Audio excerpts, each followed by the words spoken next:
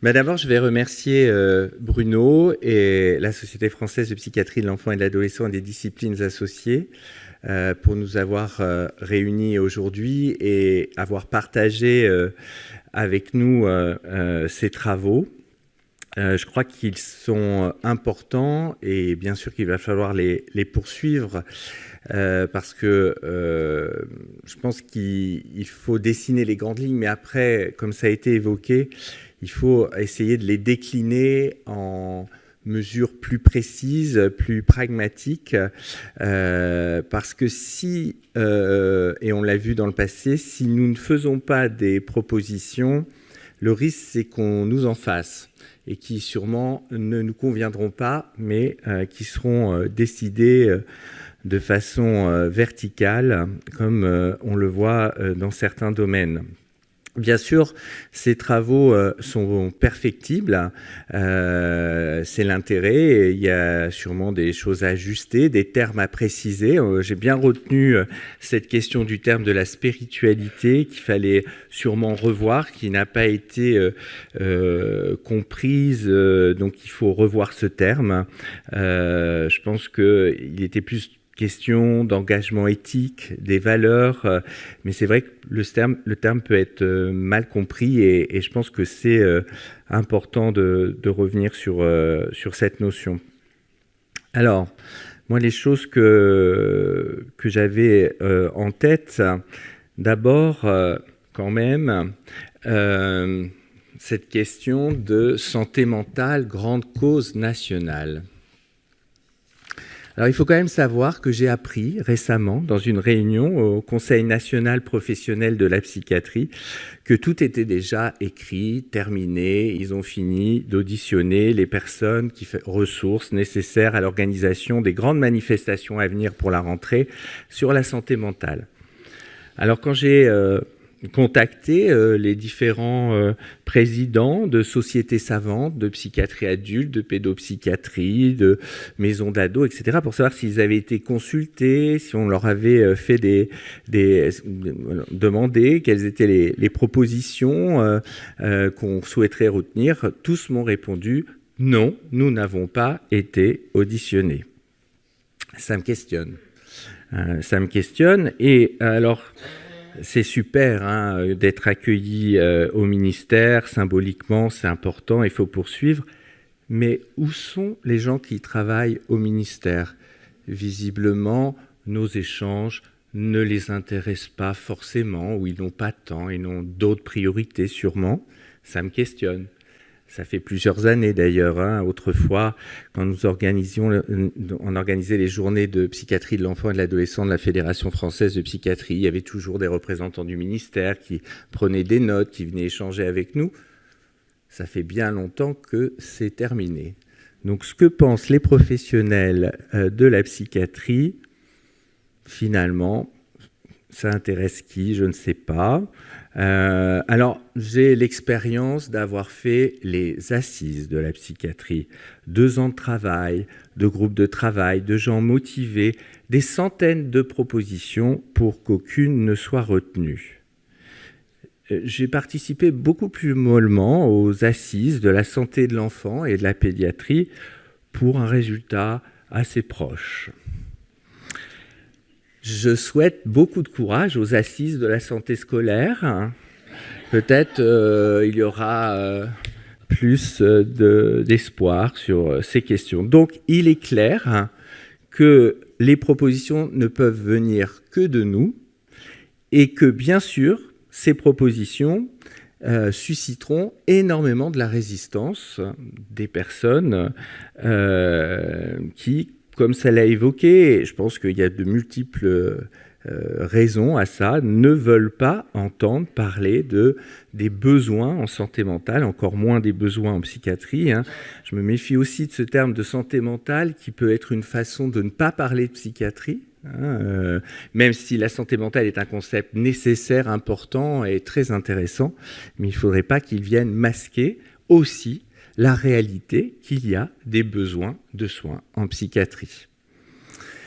Alors par contre, j'ai vécu aussi dans cette réunion à la Commission nationale professionnelle de psychiatrie un moment intéressant, au sens que finalement, beaucoup de personnes qui croyaient être protégées dans leur travail, dans leur dispositif, finalement étaient rattrapées par les difficultés que nous rencontrons tous. C'est-à-dire que le discours de nos collègues en grande difficulté dans les territoires ruraux, bientôt on l'aura aussi dans les villes. Il ne faut pas s'inquiéter, ils sont touchés en premier, mais on sera tous touchés. Et je trouve qu'on a beaucoup à apprendre finalement de leurs difficultés et de leurs expériences. Et je crois, pour la première fois depuis longtemps, dans cet espace de la Commission nationale professionnelle de psychiatrie qui réunit les syndicats, quelques sociétés savantes, etc., eh bien, effectivement, il y a eu un moment où on a pu échanger sur les axes fondamentaux de nos difficultés et des souhaits qu'on souhaitait faire remonter au ministère dans le cadre de la grande cause. Voilà, parce que effectivement, le CNPP a été contacté par la personne qui coordonne ce travail et en disant « Mais selon vous, quelles seraient les grandes perspectives nécessaires pour faire évoluer les choses ?» Et finalement, il y a quelques axes qui, naturellement, ont pu être défendus par tous.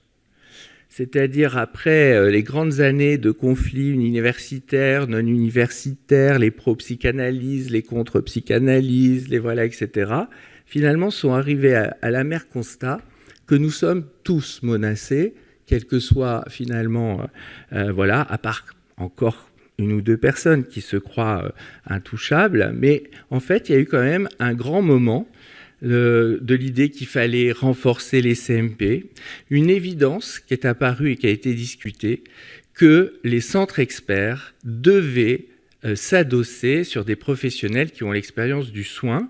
Ça a été dit plusieurs fois ici, et ça c'est vraiment quelque chose qui apparaissait comme une évidence, que comment peut-on être expert si on n'a pas la difficulté de la pratique du soin, parce que pour être expert dans un centre expert, c'est quand même ma consultation la plus confortable que je connaisse. Des gens qui vous ont attendu 2 ans pour avoir un avis d'expert, vous avez un dossier argumenté avec tous les bilans possibles et inimaginables. Si vous avez quand même un petit peu d'intelligence, vous savez relier les choses, vous allez donner des réponses à ses parents. Mais ce qui est difficile, c'est le soin. C'est le quotidien du soin. C'est aussi finalement de se confronter à la mise en place de soins, de traitements et de ne pas avoir les résultats escomptés. De penser que les choses iraient bien, et bien non, malgré le traitement, malgré la prise en charge, finalement, les difficultés persistent. Et ça nécessite à ce moment-là d'accepter, d'avoir une vision beaucoup plus complexe de la situation. Et aussi, et ça a été évoqué, et je trouvais très intéressant aussi ce qui était dit à partir de nos collègues d'Évreux. Alors vraiment, merci, je suis né à Évreux, j'ai vécu jusqu'à mes 17 ans à Évreux, ma famille est toujours à Évreux, voilà. Et effectivement, ces particularités aussi des valeurs des familles qu'on rencontre. C'est sûr que c'est pas du tout la même chose de rencontrer une famille bobo du 11e, très préoccupée de la santé mentale de ses enfants, de gens qui se battent au quotidien pour essayer de survivre dans un système culturel où la souffrance psychique n'est pas du tout prise en compte et que nous devons faire avec cette réalité-là dans la rencontre et le travail avec ces familles. Donc c'est vrai, pour retenir, et on en a parlé à midi, je voulais un peu plus préciser cette notion de décloisonnement famille-soignant, c'est-à-dire que je crois... Alors ça, c'est une vraie difficulté, c'est comment on travaille la parentalité, comment on évalue la parentalité, comment on la soutient. Et je crois qu'il y a quelque chose à penser, mais avec tous les acteurs finalement, comment on travaille une cohérence autour de l'accompagnement de cette parentalité, en s'adaptant effectivement aux personnes qui sont en face de nous, aux cultures aussi. Nous, en région parisienne, parfois, on a beaucoup de personnes d'origine migrante pour lequel à la fois il y a des dimensions culturelles évidentes et d'autres qui le sont beaucoup moins. J'ai en tête une maman d'origine algérienne pour lequel on prodigue beaucoup de soins à l'ensemble de sa famille et où on voit qu'il y a encore beaucoup d'agressivité dans le lien entre l'équipe et elle, et où des sujets extrêmement délicats, comme nos anciens rapports de colonisation, qu'est-ce qu'il en reste encore dans nos liens, et de ce qui n'est pas nommé, mais qui est quand même présent. On se faisait là, avec l'équipe du rectorat, sur un certain nombre de situations, de voir un nombre d'enfants en grande difficulté d'origine algérienne et sur lequel on voit bien que notre passé traumatique avec l'Algérie nécessiterait encore beaucoup plus d'explicitation et on voit bien donc les enjeux extrêmement complexes de ces situations. Alors pour revenir à essayer de dégager des perspectives, moi je pense que quand même il doit être possible aujourd'hui, avec des éléments épidémiologiques connus, de pouvoir proposer, on a évoqué tout à l'heure, mais comment fonctionne un secteur, c'est-à-dire avoir quand même la possibilité sur un territoire, en tenant compte des spécificités de la population de ce territoire, en termes de précarité, d'accessibilité aux soins, de monoparentalité, etc., il est quand même possible d'établir un cahier des charges du minimum d'équipement qu'on doit trouver sur un territoire. Ça ne doit pas être quand même impossible de faire ce travail.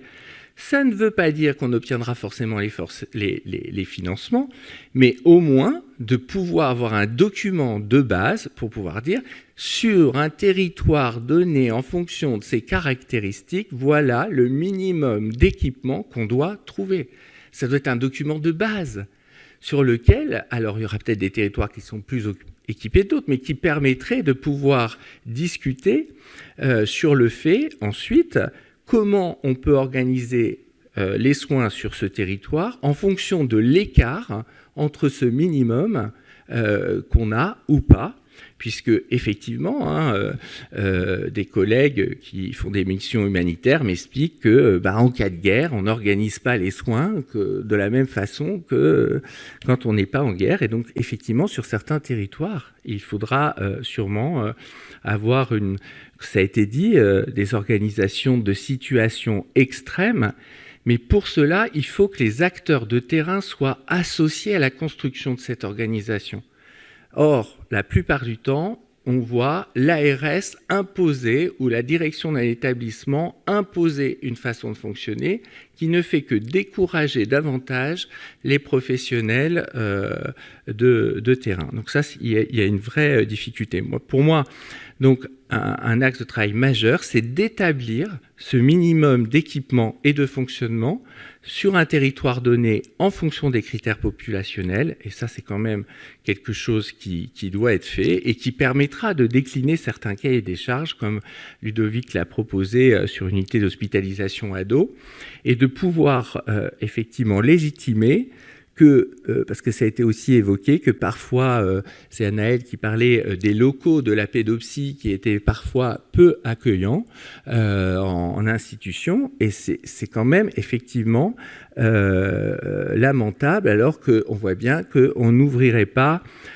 une salle opératoire dans une grange en se disant qu'il y a de la lumière, il y a un établi, ça doit suffire pour pouvoir opérer. Ça n'apparaîtrait pas comme possible. Voilà, donc je crois que ce travail, il est urgent de le faire et d'avoir des documents écrits et des propositions d'organisation minimales à soutenir et à défendre auprès de nos instances.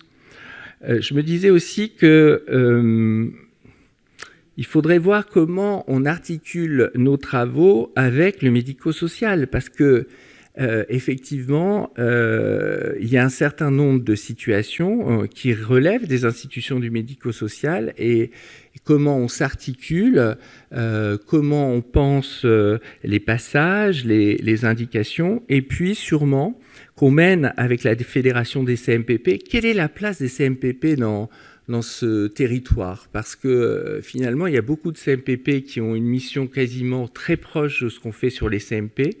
Et là, il y a vraiment quelque chose à pouvoir penser autour de ça. Et bien sûr, j'ai retenu l'idée que j'avais du mal à entendre, mais qui est essentielle, de comment associer nos collègues libéraux à la construction de ces territoires. Alors pourquoi j'avais du mal, en fait, c'est qu'en fait, j'en connais pas beaucoup des pédopsychiatres libéraux, et la plupart de mes collègues de pédopsie qui sont partis s'installer, au bout de quelques années, me disent « je prends plus d'enfants et d'adolescents puisque c'est impossible ». Et donc en fait, là, il y a une urgence, effectivement, à soutenir nos collègues du libéraux. Alors, effectivement, il y avait cette idée, oui, mais alors peut-être que si on facilite, on valorise la pédopsychiatrie libérale, tous les pédopsychiatres de l'hôpital vont quitter l'hôpital pour aller faire du libéral. Bon, on verra. Mais de toute façon, s'il y a plein de pédopsychiatres libéraux, ils vont prendre beaucoup de situations et il y aura moins de situations sur nos files d'attente des CMP. Donc voilà, je crois qu'on ne doit pas avoir peur de ça, mais plutôt comment on pense les articulations possibles avec nos collègues libéraux. Et je crois que ça, c'est quelque chose d'important à retenir. Alors, ce que je trouve aussi intéressant de l'expérience de nos collègues des territoires ruraux, c'est qu'ils disent « Ah bah oui, mais les partenaires, on se connaît.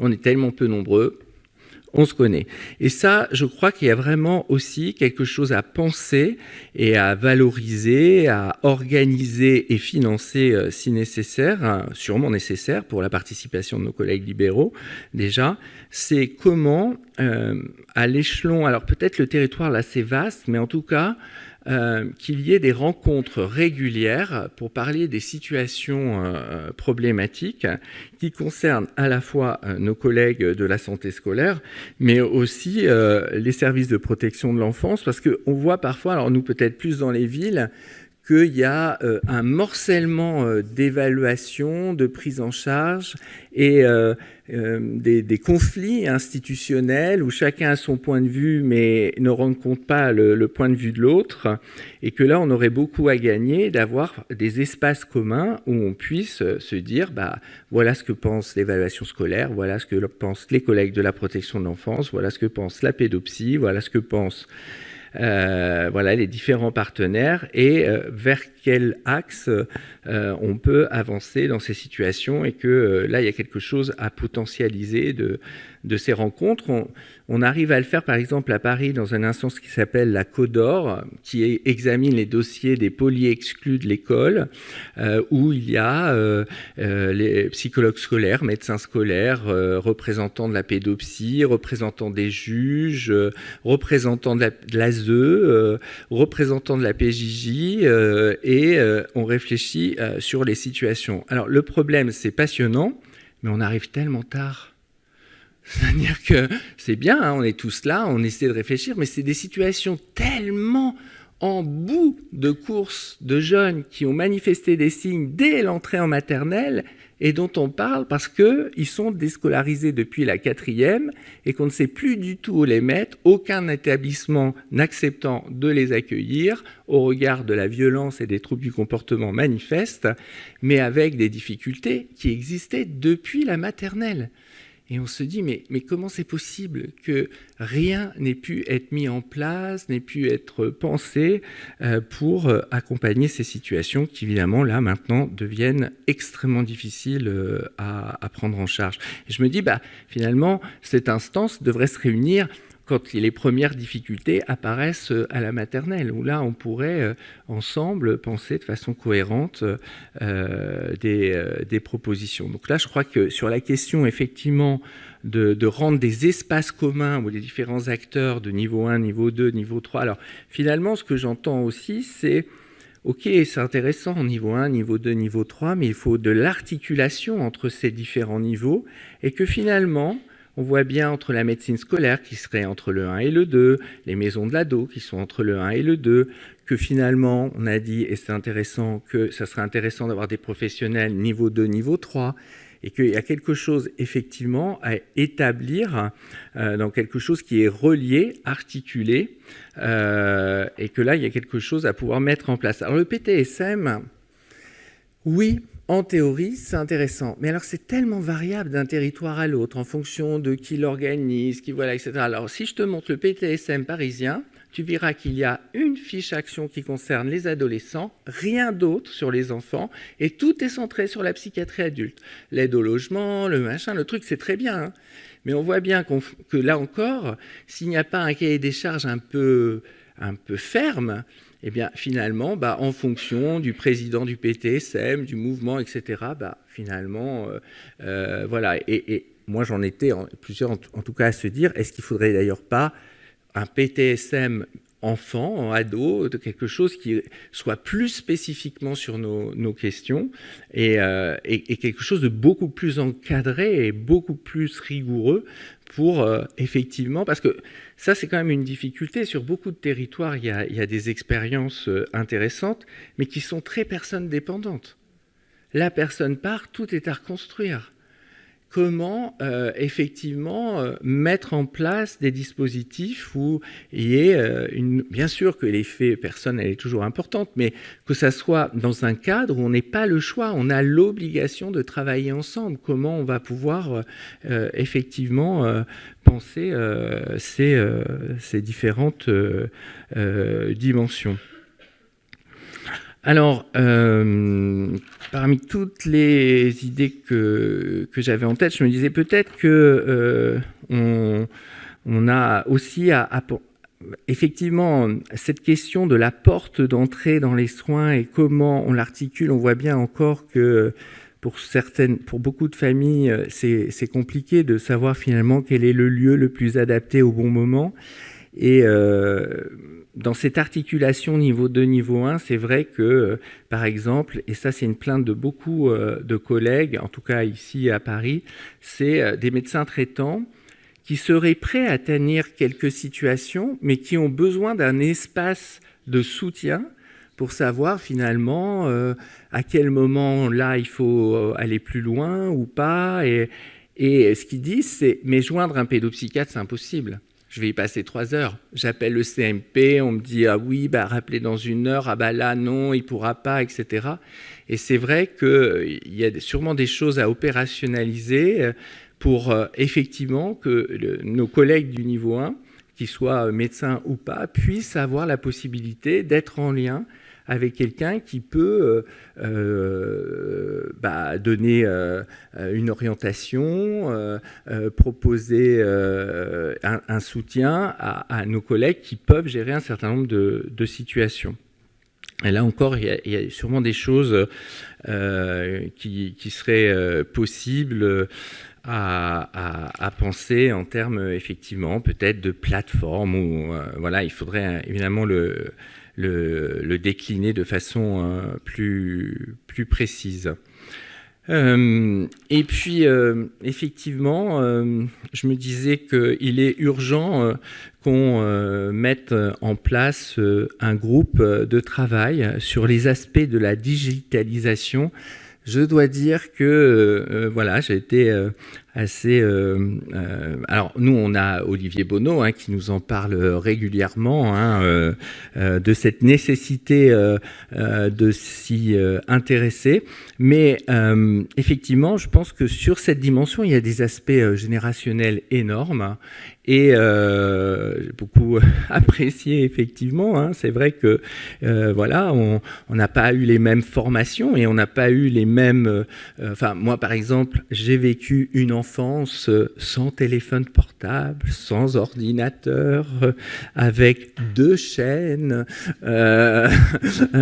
voilà, bon, c'est vraiment terrible, voilà. Et évidemment, pour ceux qui me connaissent, j'ai un grand symptôme, je n'accepte pas de numériser mon agenda, ce qui aboutit à un agenda énorme en papier, avec un sac très lourd, et je me dis, mais jusqu'à quand je pourrais le porter mais je crois que c'est vraiment important que là encore, nous ayons des propositions à faire avant que d'autres, et d'autres qui parfois n'ont pas comme souci les besoins du patient, mais les besoins de gagner beaucoup d'argent, nous fassent des propositions. Et là, je suis très sensible à cette proposition qu'il y a des choses à penser qui existent. Et enfin, pour terminer sur l'approche systémique, c'est vrai que, et tu l'as dit, Ludovic, et pendant quelques temps, ça va un peu mieux maintenant, mais pendant quelques temps, ça m'a beaucoup déprimé, cette prise de conscience des choix de société. Finalement, notre société, elle choisit quoi ? Est-ce qu'elle peut être sensibilisée aux besoins de l'enfant et accepter de remettre en question des choix de société qui ne sont pas bons pour le développement des enfants et des adolescents ? Ça, je ne sais pas, mais il faut accepter de rentrer dans la lutte, mais dans une lutte où, effectivement, il faut qu'on explicite cela auprès des parents. Il y a tout un besoin de faire comprendre un certain nombre de choses aux parents et d'avoir les termes adaptés. Et peut-être le plus difficile, parfois, avec les parents, c'est comment établir une communication dans laquelle ils ne se sentent pas jugés, mais qui permettent quand même de remettre en question des fonctionnements qui nous posent question et qui ne semblent pas tout à fait adaptés aux besoins de l'enfant. Et ça, c'est extrêmement difficile.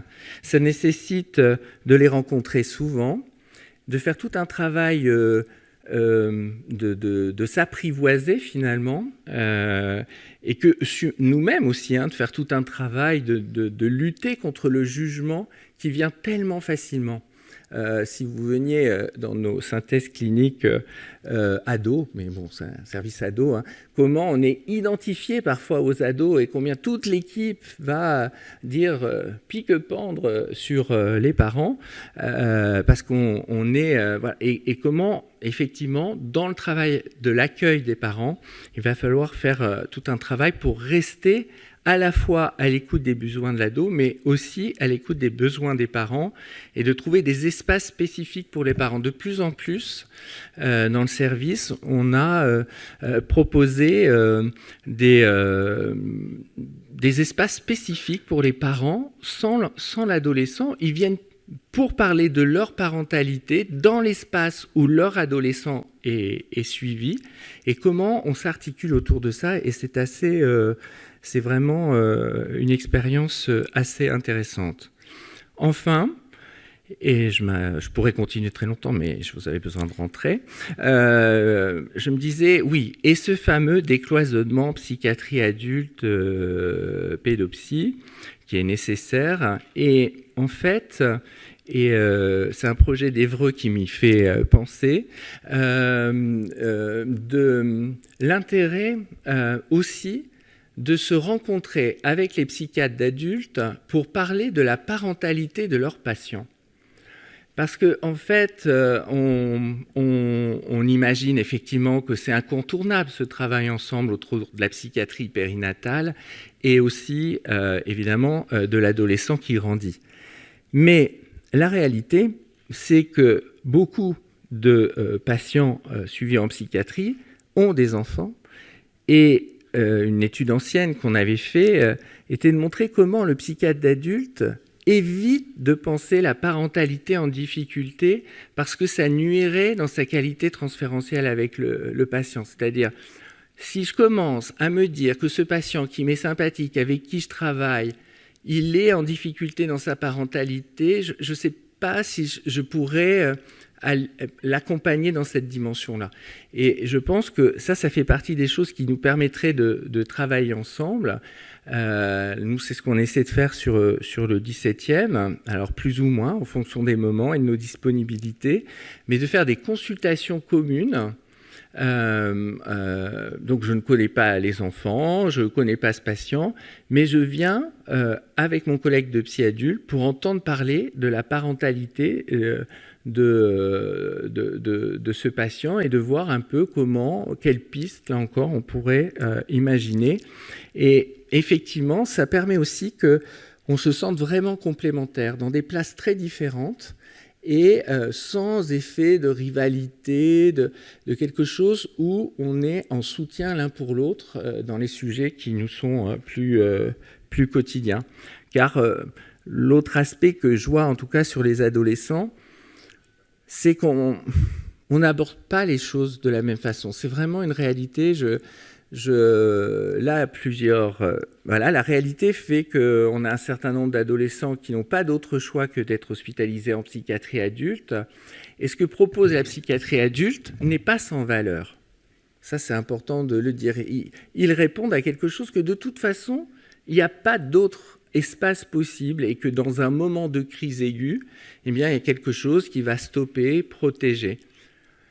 Mais, effectivement, au bout de 10 jours, au bout de 15 jours, c'est une sortie d'hospitalisation parce que selon l'évaluation de la psychiatrie adulte, la crise est passée d'une certaine façon, mais donc ils me demandent de les voir en sortie d'hospitalisation et je vois qu'en fait, oui, ça a calmé quelque chose, mais rien de fond n'a été mobilisé en fait. Le malaise est toujours là. Et on voit bien qu'il va falloir... mais c'est assez étonnant parce que l'écart entre le discours de sortie de mon collègue de psy adulte qui va me dire « Ah non, mais là, vraiment, tout va bien. Elle a critiqué son geste, elle ne recommencera pas, elle est beaucoup mieux, elle est prête à retourner à l'école. Alors, c'est pour ça qu'on l'a fait sortir. Puis en plus, comme on sait qu'on a un rendez-vous avec toi, ce qui est arrivé récemment, elle devait sortir le mercredi, je dis je donne un rendez-vous le mardi, comme ça nous permettra de penser ensemble sa sortie, donc elle est sortie lundi. Et je vois une adolescente qui ne va pas bien du tout. Certes, qui est un peu plus critique sur son geste, mais qui ne va pas bien du tout. Et c'est vrai que cet écart d'évaluation, elle est intéressante et à prendre en compte dans le fait qu'effectivement, nous n'avons pas le même point de vue. C'est important d'avoir une formation de base commune, mais d'accepter que finalement, nous, je pense que la spécificité, c'est qu'on est centré sur la question du développement et que les choses sont plus en mouvement pour nous et que ces différences sont à prendre en compte dans le travail ensemble. Donc je terminerai vraiment en disant, essayons en tout cas très rapidement d'écrire une forme de conclusion de ces travaux que pourraient coporter par plusieurs associations et je peux en parler au nom du Collège de pédopsie de la Fédération française et que nous pourrons transmettre à cette merveilleuse organisation de santé mentale grande cause nationale. Il n'est pas sûr qu'ils en tiendront compte de nos travaux, mais je pense que symboliquement, c'est important de montrer que nous sommes présents, que nous avons des propositions à faire et que nous allons continuer à les travailler. Merci à tous de votre mobilisation.